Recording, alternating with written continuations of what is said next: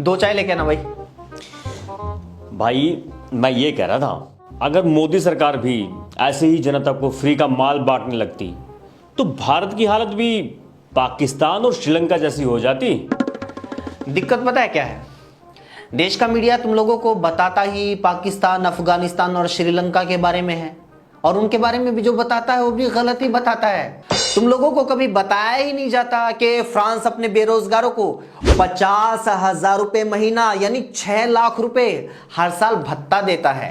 Germany हर महीने 30,000 रुपए यानी साल में 3,60,000 रुपए, और आयरलैंड करीब 14,000 रुपए हर महीना, और दिव्यांग व्यक्ति को 26,000 रुपए महीना बेरोजगारी भत्ता देता है। फिनलैंड अपने बेरोजगारों को हर महीने 40,000 रुपए देता है।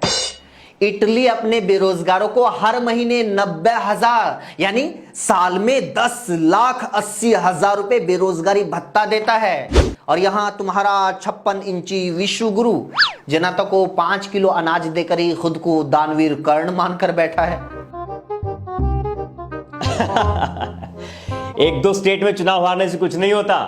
देशभक्त लोग तो आज भी मोदी के साथ हैं। देश का हर वो बंदा मोदी के साथ है जो अपने निजी स्वार्थों से ऊपर उठकर देश हित के बारे में सोचता है। मतलब? अरे मतलब ये कि सिर्फ वही लोग मोदी के खिलाफ वोट करते मिलेंगे जो मुफ्तखोर हैं। मुफ्तखोर मतलब? वही लोग जिन्हें मुफ्त का माल चाहिए, मुफ्त की बिजली, मुफ्त का पानी, सस्ता सिलेंडर चाहिए।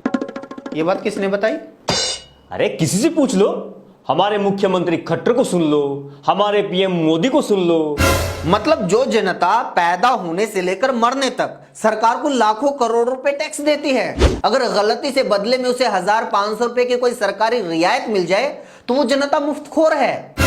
और जो प्रधानमंत्री, मुख्यमंत्री, मंत्री, नेता जनता के टैक्स के पैसे से मुफ्त में बड़े बड़े कोठी बंगले, नौकर चाकर, ठाट बाट, सैलरी भत्ते लेते हैं, वो खुददार हैं।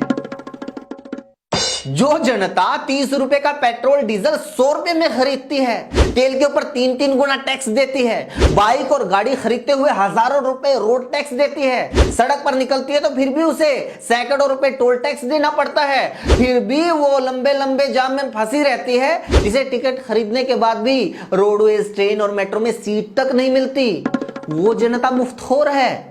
लेकिन जनता के टैक्स के पैसे से हजारों करोड़ के प्लेन खरीदने वाले, लाखों रुपए की गाड़ियों में चलने वाले, वीआईपी डाइवर्जन और फास्ट लेन से निकलने वाले मोदी और खट्टर खुददार हैं।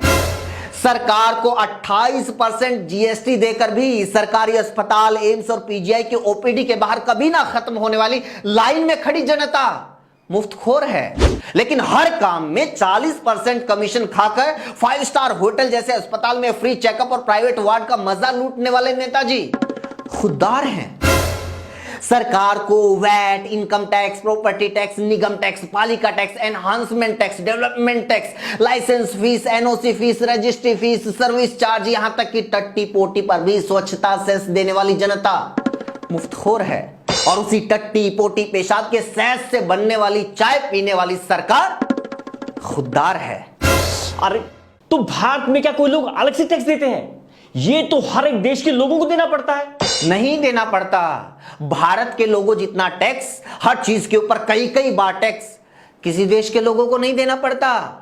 अगर Finland, Norway, Sweden, Germany, Denmark, Greece, UK, US जैसे देश जनता से टैक्स लेते हैं तो बदले में उन्हें अच्छी सुविधाएं, सुरक्षित कानून व्यवस्था, फ्री शिक्षा, फ्री इलाज जैसी सुविधाएं देते हैं। जो देश अपने नागरिकों को जितनी ज्यादा रियायतें और जितनी ज्यादा सुविधाएं देता है वही दुनिया का विकसित देश बनता है।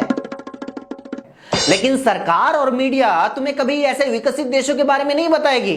वो तो तुम्हें सिर्फ पाकिस्तान, अफगानिस्तान और श्रीलंका के बारे में बताएगी। पता है क्यों? क्यों? कभी तू जिंदगी में कहीं घूमने गया है? शिमला, मनाली, कहीं भी? हाँ, एक बार पापा मनाली लेकर गए थे। तो पहले पापा ने बताया होगा ना कि वहां कितनी ठंड पड़ती है, मौसम कैसा है, कैसे कैसे मुश्किल रास्ते हैं, कैसे पहाड़ हैं। हाँ, लेकिन ये तो अच्छी बात है ना, ताकि हम कहीं जा रहे हैं तो उसके लिए पहले से ही मेंटली प्रिपेयर रहें। एग्जैक्टली इसलिए सरकार और मीडिया आजकल दिन रात तुम लोगों को पाकिस्तान और श्रीलंका की कहानियां सुना रही है, ताकि वो देश को जहां लेकर जाना चाहती है उसके लिए देश पहले से ही मेंटली प्रिपेयर रहे।